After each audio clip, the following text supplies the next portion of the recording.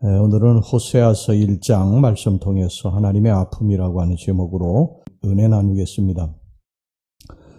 호세아가 활동하던 시기는 주전 750년에서 725년, 지금으로부터 보면 약 2700여 년 전 활동하던 그러한 선지자입니다. 그는 25년간 북왕국 이스라엘의 예언자로 활동을 했습니다.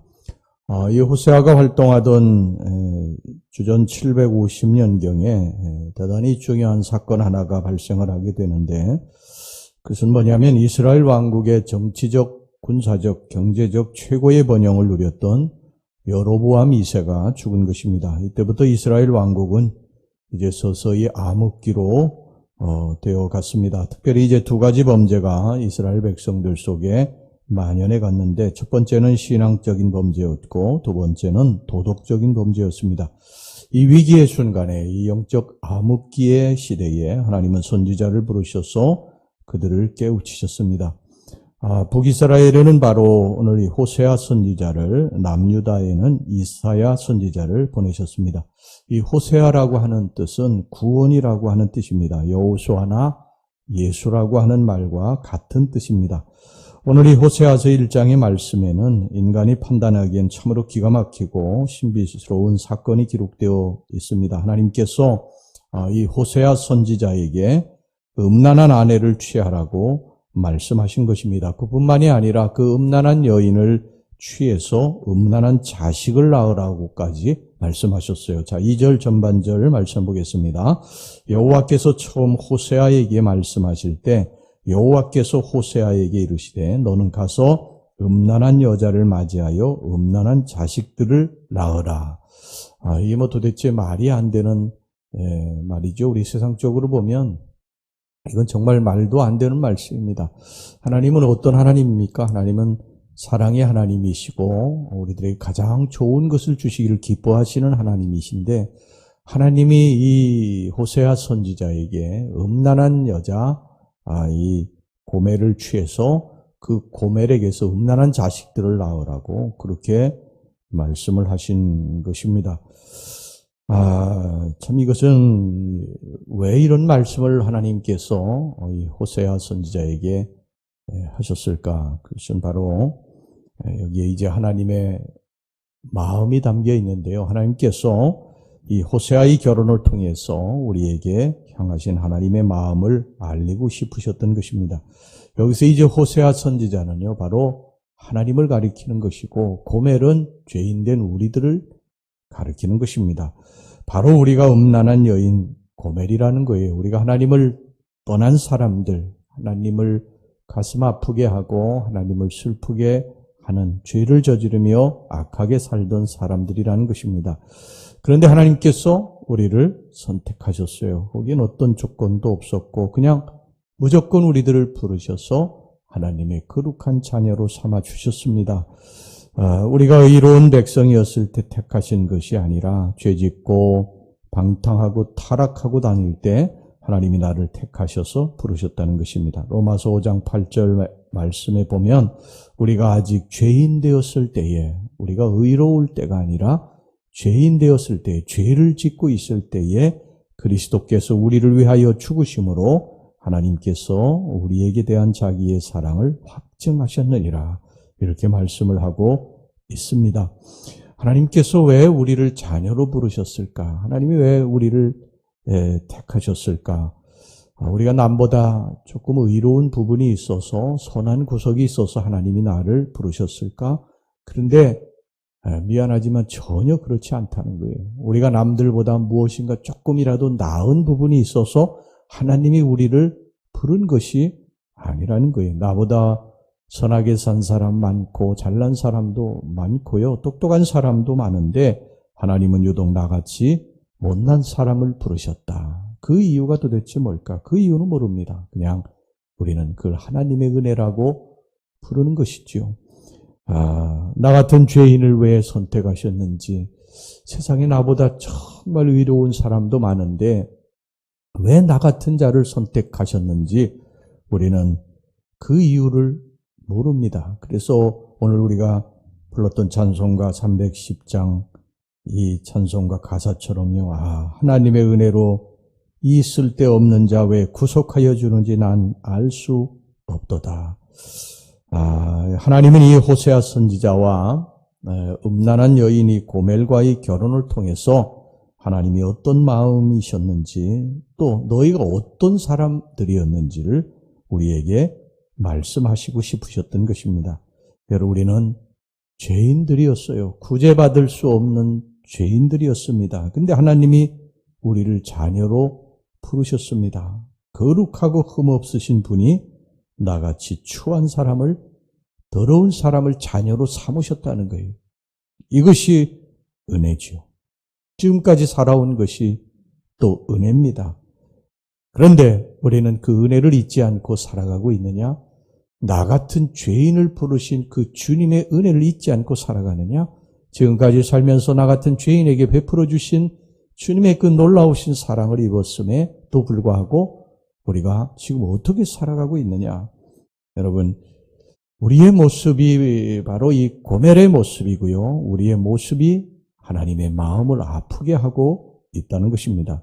자, 오늘 이제 본문으로 다시 돌아갑니다. 호세아 선지자는 하나님의 말씀에 이제 순종을 합니다. 그리고 음란한 여인 고멜하고 결혼을 해요. 이 고멜은 전에 몸을 팔던 여인이었어요. 사창가에서 몸을 팔던 여인인데 하나님께서 고멜하고, 이 음란한 여인 고멜하고 결혼하라고 말씀하셔서 그 고멜하고 결혼을 했어요.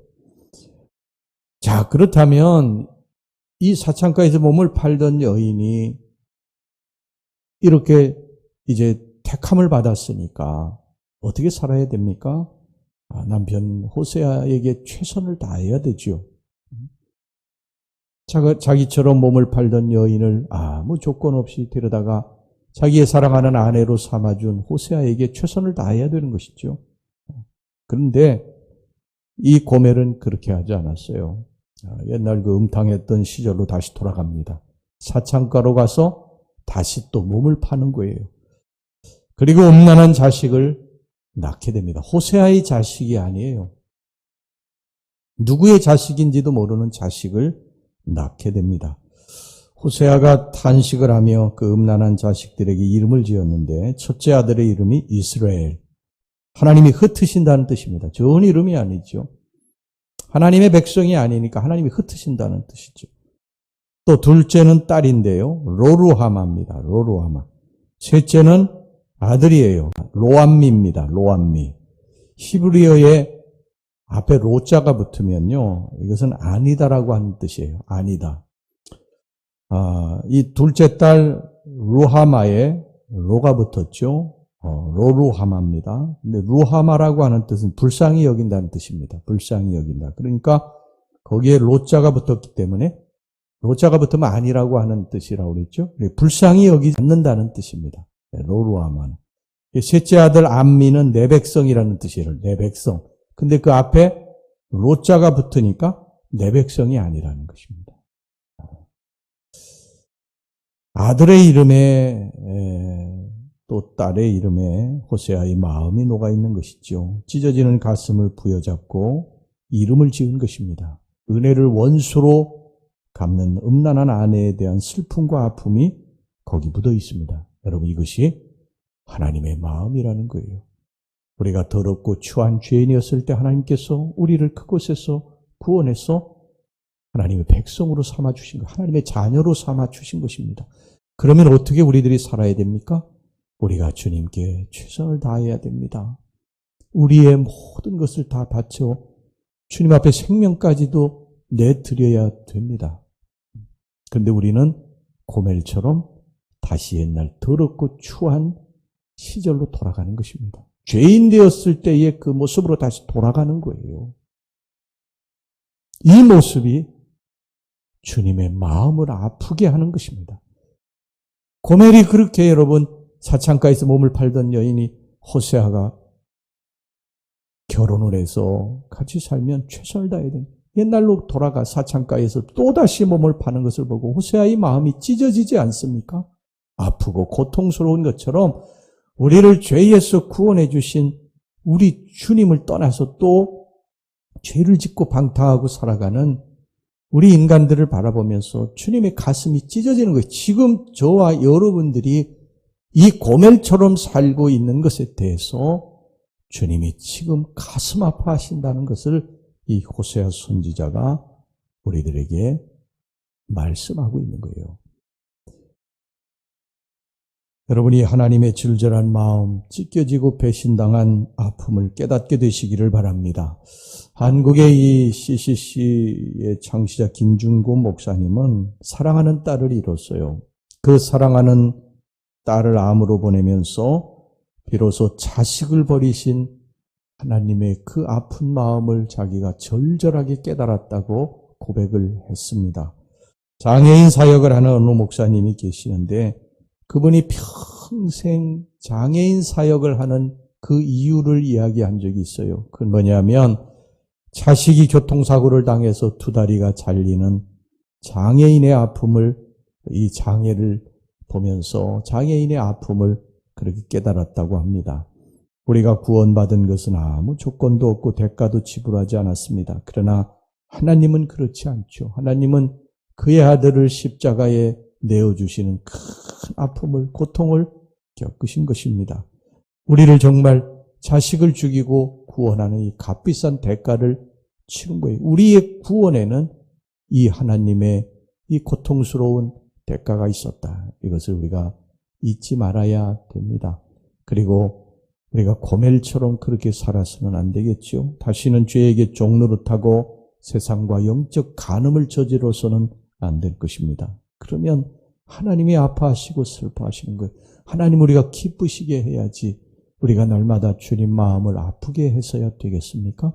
우리 사랑하는 성도 여러분, 우리는 자격 없는 자들이에요. 그럼에도 불구하고 우리가 구원받았고 하나님의 은혜 안에 살아가니까 우리는 다시는 이 고멜과 같은 악한 죄를, 음란한 죄를 저지르지 말고 주님 안에서 늘 주님 섬기고 사랑하고 그렇게 살아가는 저와 여러분들이 되시기를 주의 이름으로 축원합니다.